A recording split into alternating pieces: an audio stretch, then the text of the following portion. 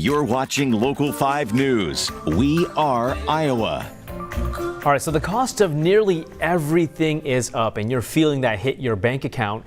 And with today's prices, you may be wondering how to put more money in your savings account. So joining us now is Mark Triplett with Triplett-Westendorf Financial Group. And Mark, so glad to have you back with us today.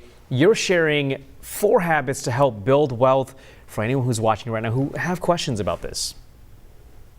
Thanks for having me, Chanu. Yeah, the first one on our list is try not to keep up with the Joneses. And I think social media has made this more difficult than ever because what we see online is this curated life of our celebrity, or the celebrities in our life, the neighbors in our life, our friends, and the urge to try to keep up with that can really cause us to overstretch our spending. And when we do that, then we tend to turn to credit cards. And when you start putting money on credit cards, those interest charges can really eat up your cash flow. And it's not surprising that credit card spending year over year is up 13% and now totaling about $100 billion.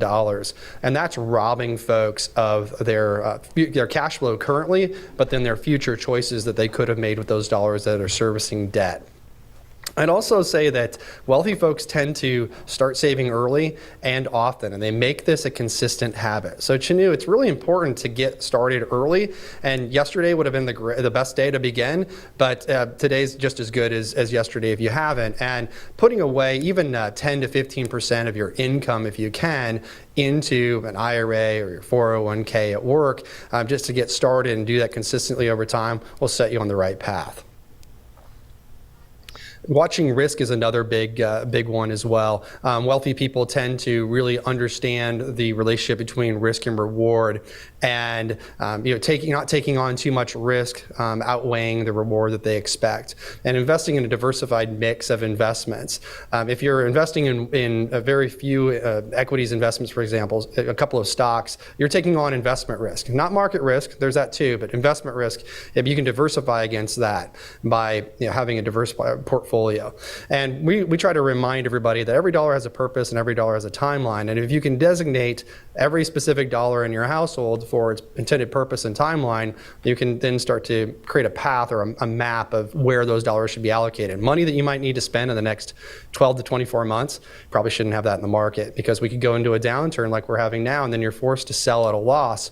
Now, money that you don't need for a decade or longer, those are long-term investing dollars. You can take managed moderate risk with that. And lastly, say Chanu, work with a professional, somebody who can help you organize all of your resources, both income and assets, develop a spending plan, and help you navigate the challenges of transitioning from your working years to your post-working years. And there's a lot of, it's much more complicated to distribute your wealth throughout your retirement years than it is to accumulate wealth during your working years. Those are completely different skill sets. And so finding a financial professional that can help you with both of those would be wise. All very, very good points, Mark. And just 4 points, which is so important to keep in mind. But just really quickly, what is one thing briefly that viewers can take away today that they can start doing today to work towards that goal? Well, it wasn't on the list, but it kind of encompasses all of this, and that's really start a spending plan. Get your arms around your cash flow right now. How much is coming into your household? What's going out of your household? Look for areas that maybe you have money that's bleeding.